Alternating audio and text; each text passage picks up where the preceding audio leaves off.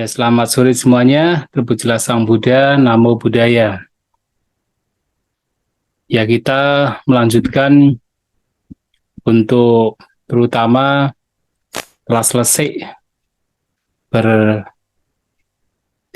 atau membahas tentang 4 kebenaran mulia. Kita melanjutkan satu ajaran yang prinsipil, yang tidak lain adalah Padicca Samuppada.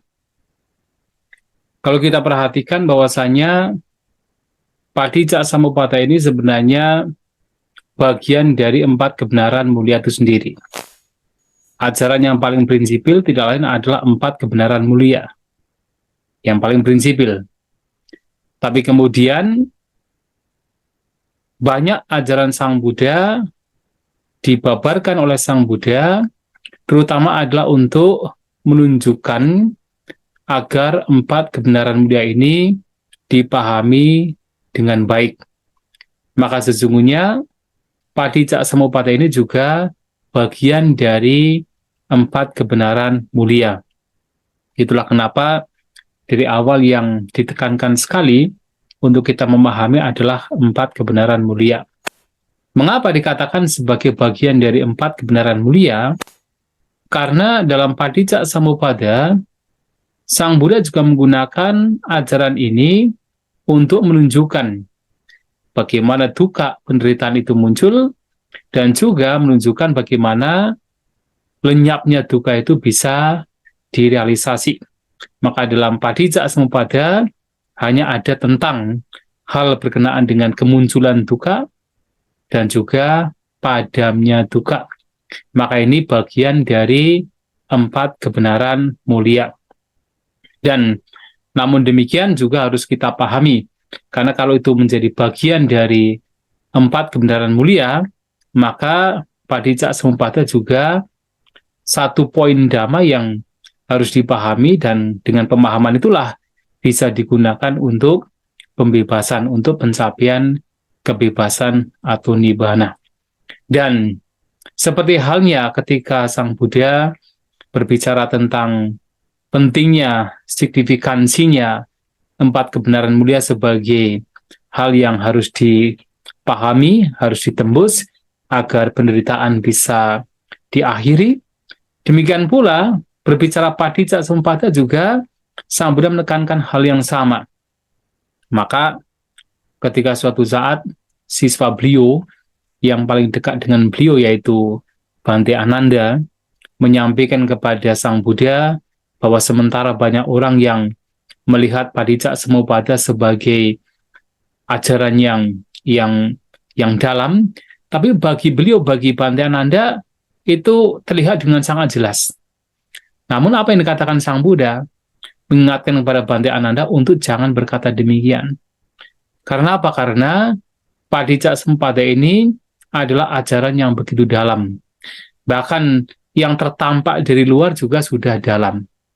Dan juga disebabkan karena tidak memahami sama Ananuboda dan juga tidak menembus Apalivida, Padicca Samuppada, nah seseorang itu tidak terbebas dari tumimba lahir.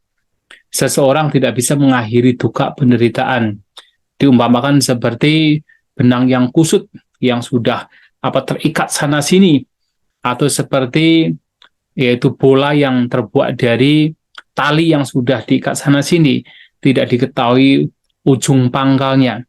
Demikian pula karena tidak memahami, tidak menembus Padicca Samuppada, seseorang terus mengalami kelahiran dan kematian, terus mengalami tumimba lahir.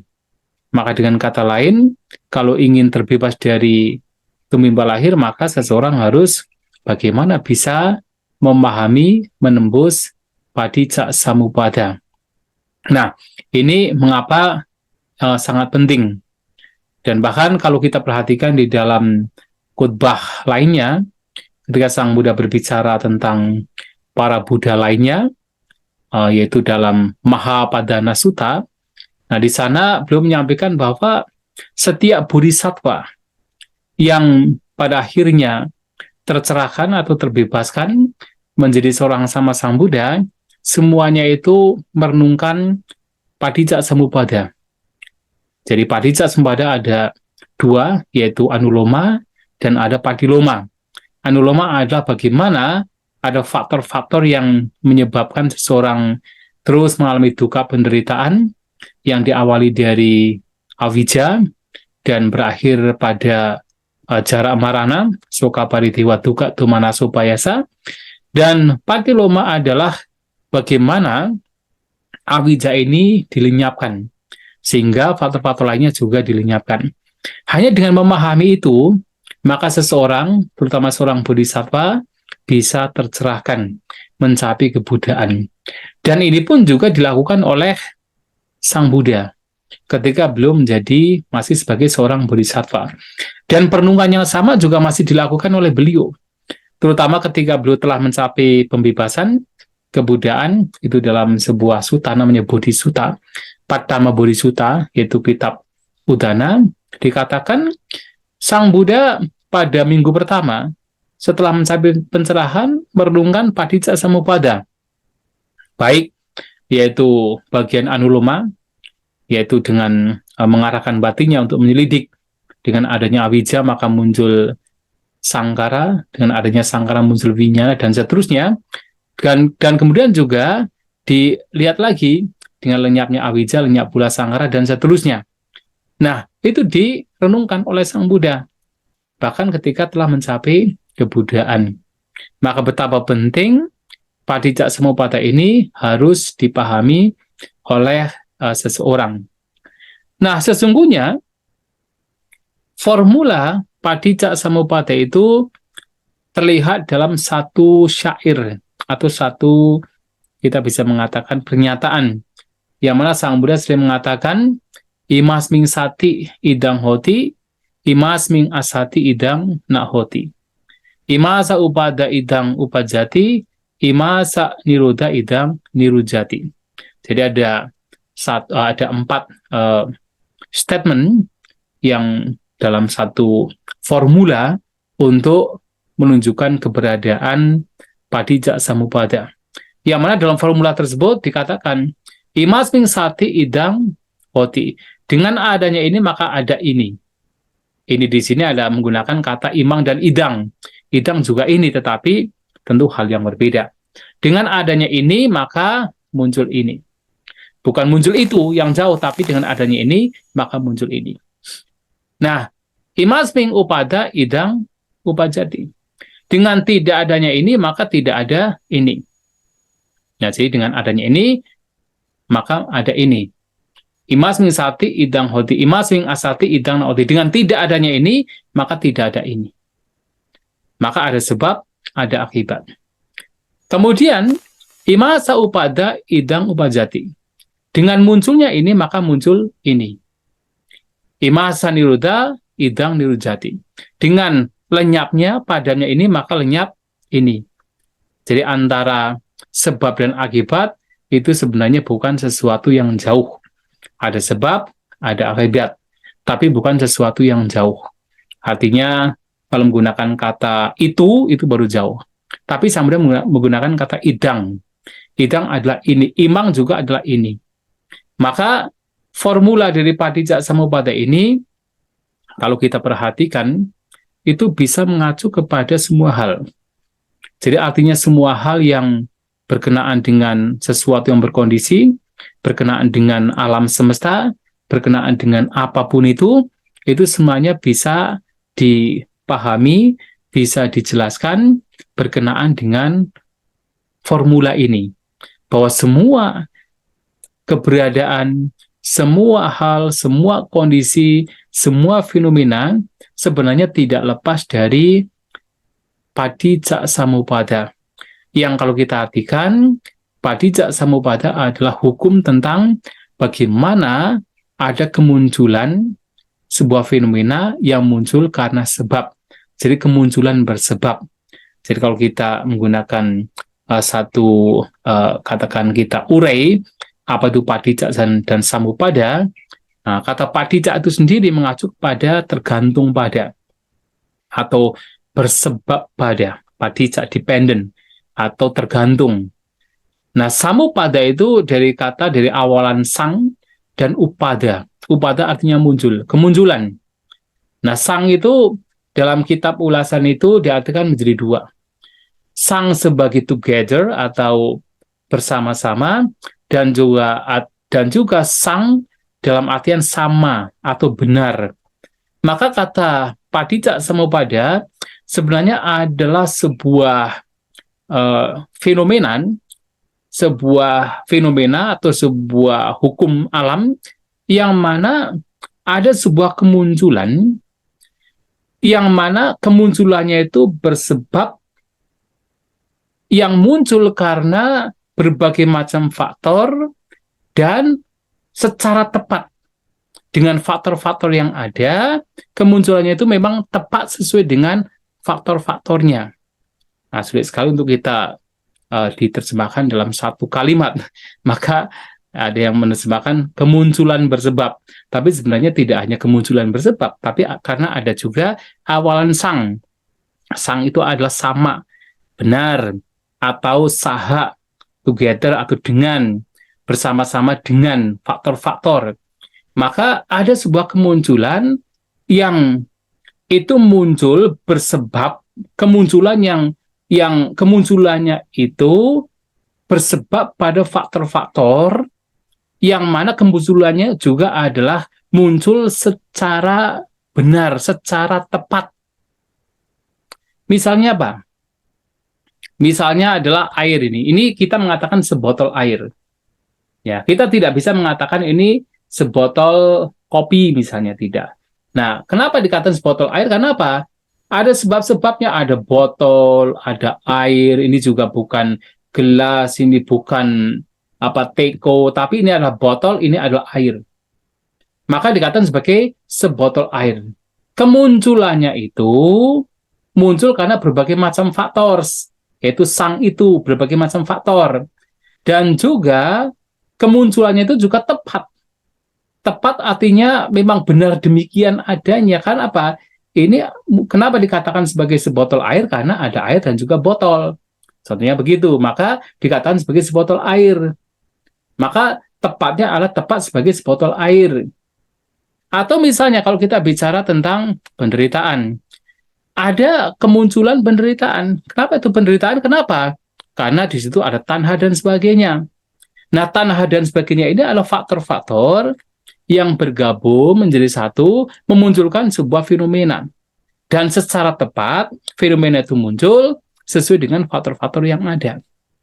Maka, kemudian kalau kita bicara tentang padicak samupada, sebenarnya apapun keberadaan kita yang sekarang ini, apapun itu, kita merasa menderita, kita merasa bahagia, kita merasa mengalami hal-hal yang tidak menyenangkan dan sebagainya, ya memang sudah demikian harus terjadi. Karena apa? Karena faktor-faktor yang membuat kita menderita dan sebagainya itu ada. Secara tepat memunculkan penderitaan. Dan juga ketika kita mengalami kedamaian dan sebagainya, ya memang sudah demikian halnya. Kenapa? Karena faktor-faktor yang membuat kita damai itu memang ada. Makanya ketika itu muncul secara bersama-sama, maka muncullah sebuah fenomena yang memang muncul secara tepat, secara benar adanya. Maka disebut sebagai samupada. Oleh sebab itu, padicak samupada yang kalau dipersingkat, kita menggunakan terjemahan kemunculan bersebab, walaupun sebenarnya masih kurang tepat, karena kan awalan sangnya itu tidak terjemahkan. Nah, kemunculan bersebab yang muncul secara benar dan bersama-sama, yaitu bolehlah. Dan padicak samupada ini juga oleh Sang Buddha itu mempunyai karakteristik, yaitu tatata, real, nyata, awi tatata, dan bukan tanpa kenyataan, ananyata, bukan hal lain, bukan karena hal lain, dan juga idak pacayata. Memang kondisinya demikian adanya. Idak pacayata. Terkondisi demikian adanya. Ada 4 karakteristik. Yang disebut sebagai tatata atau suchness atau real atau nyata adalah karena yang muncul ini memang sebuah realitas dengan sebab-sebabnya yang memang demikian, maka memunculkan demikian sesuai dengan sebab-sebabnya. Seperti tadi, mengapa ada penderitaan? Karena ada tanha, ada upadana, ada bawa, ada jati, ada jara marana, maka muncul penderitaan dengan berbagai macam sebabnya, maka muncullah penderitaan. Maka demikianlah tatata real. Awi tatata itu bukan sesuatu yang tidak real, bukan sesuatu yang tidak nyata. Artinya penegasan bahwa keberadaan ini memang nyata demikian. Ana nyata, bukan karena yang lain. Artinya kemunculan ini disebabkan karena kondisi-kondisi yang memang sudah spesifik, sebab-sebab yang memang sudah spesifik, maka bukan karena sebab-sebab lain. Jadi dengan kata lain, setiap kali ada avijja, sangkara, vinyana, nama rupa, dan seterusnya, pasti ada penderitaan. Dan begitu avijja itu lenyap dan lainnya lenyap, pasti penderitaan juga lenyap. Artinya, itu kemunculannya itu bukan karena sebab-sebab lain. Memang sudah sewajarnya muncul demikian dengan sebab-sebab tertentu yang sudah spesifik. Maka disebut sebagai ananyata, bukan karena yang lain. Oleh sebab itu saya katakan, kenapa apapun yang kita alami sekarang, apapun itu, walaupun kita mungkin karena mengalami penderitaan, kita komplain, kita mengeluh dan sebagainya, harus diingat. Dalam hukum Patijak Samuppada, apapun yang kita alami sekarang ini sesungguhnya demikian halnya karena sebab-sebabnya memang demikian. Kita menderita, kalau kita tidak mengenali, tidak mengerti tentang Patijak Samuppada, kita akan menyalahkan orang lain, terus mengalami penderitaan. Kita menyalahkan sana dan sini. Tapi sebabnya, mengapa kita menderita? Ya karena memang sebab-sebabnya memang demikian adanya, sehingga penderitaan muncul. Nah, kalau sudah tahu begini, ya untuk apa kemudian kita menyalahkan yang lain? Kalau memang kita ingin berubah, ya kita mengubah sebab-sebabnya. Kalau ingin misalnya tidak menderita, ya alih-alih kita tuh komplain dan sebagainya misalnya, ya kita mencari sebab-sebab yang nanti akan memunculkan kedamaian. Nah, itu bagaimana kita mengerti Patijak Samuppada untuk manfaat kita. Karena memang Patijak Samuppada ini demikian adanya realitas, bukan tidak realitas, dan kemunculannya bukan karena sebab lain, dan idak pacayata. Artinya kondisinya demikian, memang demikian halnya. Nah, itu adalah karakteristik dari Patijak Samuppada. Nah, makanya melihat karakteristiknya yang demikian halnya, ketika kemudian kita mengalami apapun yang kita alami, ya kita menerima. Ya memang sudah sewajarnya sekarang kita mendapatkan ini, mendapatkan itu, mengalami penderitaan atau mungkin kebahagiaan. Nah, jadi alih-alih kemudian fokus kepada hasil, tapi lebih kepada kemudian sebab-sebabnya. Apa yang harus kita lakukan untuk bagaimana mendapatkan yang baik, yang mendamaikan, maka harus fokus pada sebab-sebabnya. Nah, itu adalah karakteristik dari Patijak Samuppada. Tadi saya sampaikan bahwasanya Patijak Samuppada ini sebenarnya bisa digunakan untuk menganalisa apapun fenomena yang ada di dunia. Apakah berkenaan dengan politik, dengan ekonomi, dengan pendidikan, dengan alam semesta, itu bisa digunakan. Tetapi Sang Buddha konsisten. Beliau dari awal sampai awal beliau mencapai pencerahan, sampai beliau akan parinibbana, beliau konsisten untuk mengajarkan cuma satu hal. Tidak lain adalah 4 kebenaran mulia.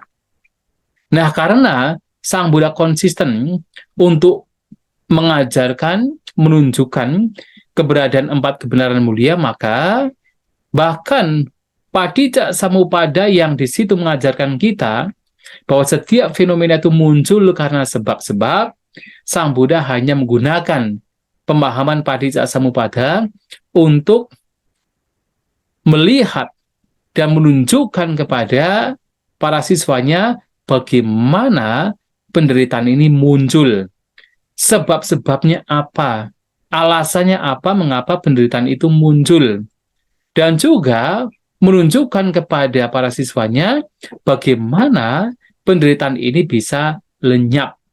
Maka Patijak Samupada yang kemudian disampaikan oleh Sang Buddha tidak hanya sekedar Patijak Samupada secara umum, tetapi lebih kepada bagaimana penderitaan itu diketahui sebab-sebabnya dan bagaimana penderitaan itu lenyap karena sebab-sebabnya itu tidak ada.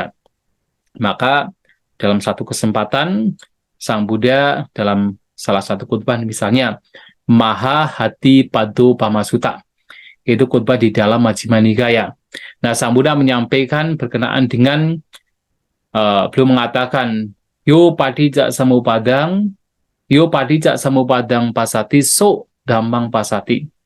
Yo Dhambang pasati so Patijak Samupadang pasati. Siapapun yang melihat Patijak Samupada melihat Dhamma. Siapapun yang melihat Dhamma, ia melihat Patijak Samupada.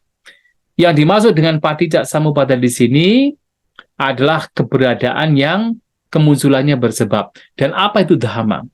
Dhamma tidak lain adalah 5 gugusan. Kemunculan 5 gugusan. Ya, 5 gugusan yang menjadi subjek kemelekatan, pancu padana khandha. Itu adalah Dhamma. Nah, yang dilihat di dalam Dhamma di sini tidak lain adalah bagaimana 5 gugusan ini muncul karena sebab-sebab.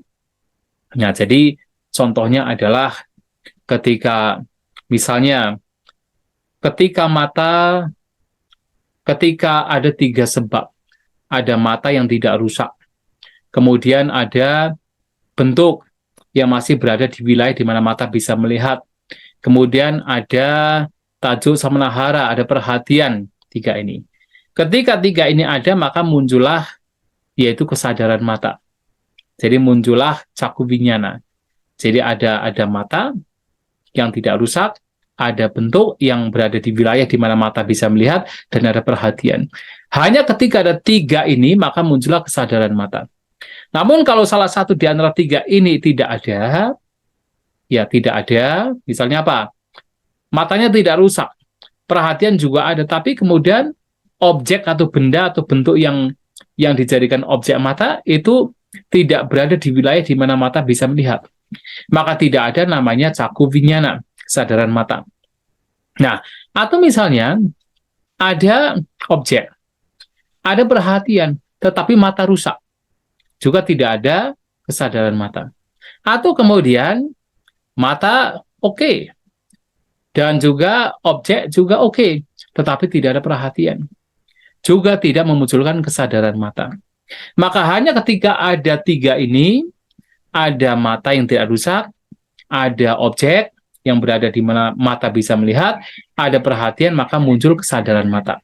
Dan juga muncul tidak hanya kesadaran mata, muncul perasaan, muncul persepsi, muncul sangkara. Jadi muncul 5 gugusan. Nah, di sini yang menjadi penting adalah kemunculan 5 gugusan ini yang kemudian disebut sebagai dukkha penderitaan, itu muncul karena berbagai macam sebab, yang mana tidak bisa berdiri sendiri. Ada banyak sebab yang melibatkan di sana, sehingga muncul 5 gugusan. Nah, sehingga ketika seseorang melihat kemunculan yang bersebab, melihat 5 gugusan yang munculnya karena bersebab, karena sebab-sebab, karena kondisi-kondisi, itu disebut sebagai Patijak Samupada. Dan ketika melihat Patijak Samupada di dalam fenomena-fenomena yang munculnya bersebab, yang tidak lain adalah 5 gugusan itu, maka itu disebut sebagai 5 gugusan. Terutama karena masih ada kotoran batin, maka sebagai pancu padana khandha. 5 gugusan yang menjadi subjek kemelekatan. Nah, inilah bagaimana Sang Buddha menggunakan pemahaman Patijak Samupada untuk mengenali batin dan jasmani. Pancakhandha, yang di situ akan diketahui bagaimana penderitaan muncul dan bagaimana penderitaan itu lenyap. Dan lebih spesifik lagi, yang sering kemudian diajarkan, dibahas di dalam berbagai macam kesempatan adalah Sang Buddha mengajarkan Padijak Samuppada dalam konteks Dwadasangga Padijak Samuppada. 12 faktor yang kemunculannya itu bersebab. Itu yang biasa dalam berbagai kesempatan umat Buddha utamanya selalu membahasnya. Padahal Padijak Samuppada itu sifatnya luas. Semua hal bisa dipahami dengan Padijak Samuppada. Tetapi memang Sang Buddha hanya menggunakan Padijak Samuppada untuk menunjukkan bagaimana duka penderitaan itu muncul dan bagaimana duka penderitaan itu padam, itu lenyap, dan bukan yang lain. Ini tentu adalah konsistensi beliau dalam mengajarkan Dhamma hanya berkenaan dengan 4 kebenaran mulia. Nah, di dalam memahami kemunculan duka penderitaan, yang kemudian di sana ada 12 faktor, atau 12 angga adalah faktor. Nah, di sana Sang Buddha kadang-kadang memberikan penjelasan, kadang-kadang dari akar sampai ke ujung. Kadang-kadang dari ujung sampai ke akar. Kadang-kadang dari tengah sampai ke ujung, atau dari tengah sampai ke akar. Maksudnya apa? Maksudnya adalah seperti kalau seseorang itu melihat ada tumbuhan menjalar. Misalnya di hutan. Tumbuhan menjalar itu kan kadang-kadang kemana-mana. Dan kadang-kadang tidak diketahui akarnya mana, kemudian ujungnya mana, pucuknya mana. Maka seseorang kadang-kadang pertama melihat akarnya. Begitu dilihat akarnya, kemudian ditarik. Setelah ditarik, nah itu sampailah kepada sampai pucuknya ketahuan. Kadang-kadang orang melihat pucuknya saja, tapi kemudian ditarik, kemudian sampai kepada akarnya. Kadang-kadang orang hanya melihat badannya saja, ketika ditarik kemudian sampai ke akarnya. Melihat badannya saja, ketika ditarik kemudian sampai melihat yaitu pucuknya. Ada 4 cara untuk bisa memahami bagaimana kemunculan duka dan padamnya duka itu dipahami. Apakah dari akar sampai ke ujung, atau dari ujung sampai ke akar, atau dari tengah sampai ke ujung, atau dari tengah sampai ke akar. Nah, contohnya adalah begini. Biasanya yang paling sering adalah bagaimana seseorang melihat akar. Akarnya adalah awija. Seseorang melihat awija pacaya sanggara, dilihat. Oh, dengan adanya awija, ketidaktahuan, maka muncullah sanggara. Muncullah bentukan-bentukan. Kemudian sanggara pacaya vinyana. Dengan adanya bentukan-bentukan, di sini mengacu pada karma atau perbuatan, maka muncullah vinyana. Muncul kesadaran. Muncul vinyana, muncul cita. Nah, vinyana pacaya nama rupang. Jadi dengan adanya vinyana, kesadaran sebagai kondisi, maka muncullah nama rupa, batin dan jasmani. Dan dengan adanya nama rupa pacaya, dengan adanya batin dan jasmani sebagai kondisi, maka muncullah salayatana, 6 landasan indera. Salayatana pacaya, paso. Dengan adanya 6 landasan indera, maka muncul pasa, muncul sentuhan, muncul kontak. Pasa pacaya vedanang. Dengan adanya pasa atau kontak sebagai kondisi, maka muncul perasaan. Vedana pacaya tanha. Dengan adanya perasaan, maka muncul ketagihan, nafsu keinginan, tanha. Dan tanha pacaya upadana. Dengan adanya tanha, ketagihan, maka muncul kemelekatan.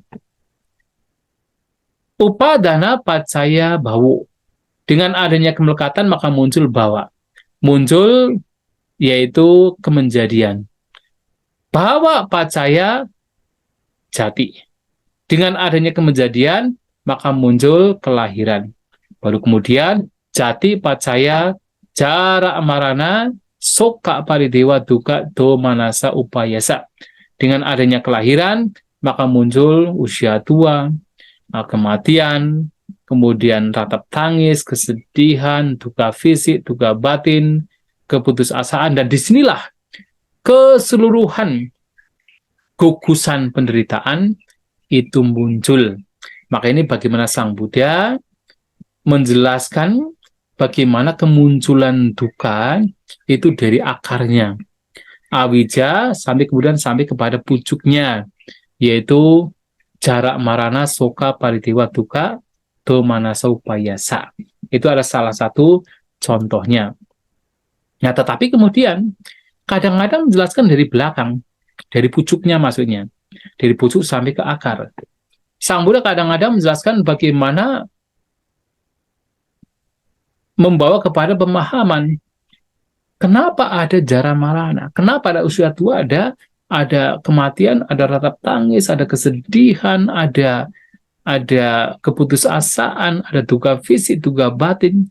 Apa yang menyebabkan? Oh, disebabkan karena kelahiran. Kemudian pertanyaan muncul, apa yang menyebabkan kelahiran? Oh, disebabkan karena ada bawa, kemenjadian. Kemudian pertanyaan muncul lagi, apa yang menyebabkan kemenjadian? Oh, karena ada upadana, ada kemelekatan. Apa yang menyebabkan kemelekatan? Oh, karena disebabkan karena ada tanha, nafsu keinginan. Oh, apa yang menyebabkan nafsu keinginan? Itu disebabkan karena ada widana, ada perasaan. Kenapa ada perasaan? Itu karena ada kontak, ada sentuhan. Kenapa ada kontak? Ada salayatana. Kenapa ada salayatana? Ada nama rupa. Kenapa nama rupa muncul? Ada winyana. Kenapa winyana muncul? Ada sankhara. Kenapa sankhara muncul? Ada avijja. Bahkan bisa juga kemudian ditambahkan, kenapa ada avijja? Ada asawa, ada kotoran batin. Nah, itu bagaimana dilihat dari pucuknya, seperti orang yang masuk hutan, melihat pucuk tumbuhan melata yang merambat, kemudian ditarik pucuknya, kemudian ujungnya juga kelihatan. Nah, ini juga cara yang kadang dilakukan. Tapi juga ada cara di mana kadang-kadang Sang Buddha melihat dari tengah. Nah, tengah ini bisa kemudian tengah kemudian ke pucuk, atau tengah kemudian ke akarnya. Misalnya kalau tadi kita telah berbicara tentang 4 jenis makanan, ya, cattaru ahara. Nah, ketika berbicara 4 jenis makanan, kemudian ada sebabnya. Sebabnya apa? Oh, ternyata 4 jenis makanan ini itu disebabkan karena tanha, karena adanya nafsu keinginan, ada tanha. Jadi yang namanya kabalingkara ahara, kemudian pasa, kemudian manosancitana dan vinyana itu muncul karena tanha. Nah, dari tanha ini kemudian dirujuk lagi. Apa yang menyebabkan tanha? Oh, tanha itu muncul karena perasaan. Apa yang menyebabkan perasaan? Oh, perasaan itu muncul karena pasak kontak. Apa yang menyebabkan kontak? Oh, kontak itu muncul karena salayatan, dan seterusnya dirunut sampai ke akarnya. Maka dari melihat 4 jenis makanan, kemudian muncul pemahaman, ini disebabkan oleh tanha, maka kemudian muncul penjelasan apa yang menyebabkan tanha. Sampai kepada kemudian tahu bahwa penyebabnya tidak lain adalah avijja. Atau kadang-kadang bisa sebaliknya. Dari melihat 4 jenis makanan ini kemudian muncul atau pengetahuan bahwasanya tanah ini adalah penyebabnya memunculkan. Nah, kemudian tanah ini juga menyebabkan hal yang lain. Oh, dari tanah memunculkan upadana, kemelekatan. Nah, dari upadana memunculkan bawa, kemenjadian. Dari bawa memunculkan yaitu jati, kelahiran. Dari jati memunculkan jara marana, usia tua dan kematian, termasuk ratap tangis, kesedihan, duka fisik, duka batin, keputusasaan. Berbagai macam penderitaan itu muncul. Nah, inilah bagaimana Padicca Samuppada ini bisa dipahami dari berbagai poin. Dan apapun poin yang dipahami, Dalam Visuddhimagga dikatakan semuanya penting. Dan bahkan kapan atau di mana kita memotong Padijak Samuppada, terutama bagian yang membawa kepada dukkha penderitaan, itu bisa dari mana saja. Apakah dari pangkalnya, atau dari akarnya, atau kemudian dari pucuknya, atau dari tengahnya, dipotong dimanapun, itu membawa kepada hancurnya semuanya. Nah, bisa dari mana saja.